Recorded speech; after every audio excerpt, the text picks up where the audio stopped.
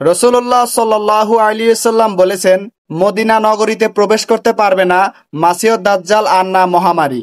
অন্য হাদিসে বলা হয়েছে, আবুল আসওয়াদ রহমতুল্লাহি আলাইহি থেকে বর্ণিত, তিনি বলেন, একবার আমি মদিনায় আসলাম, সেখানে তখন মহামারী দেখা দিয়েছিল। এতে ব্যাপক হারে লোক মারা যাচ্ছিল। আমি উমর রাদিয়াল্লাহু তাআলা আনহু এর কাছে বসা ছিলাম।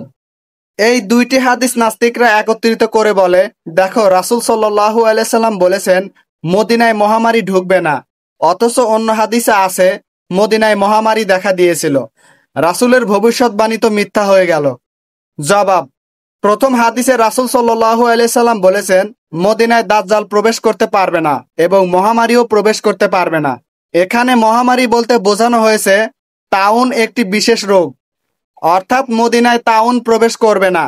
দ্বিতীয় হাদিসে এসেছে মদিনায় একসময় অনেক মানুষ মারা যাচ্ছিল।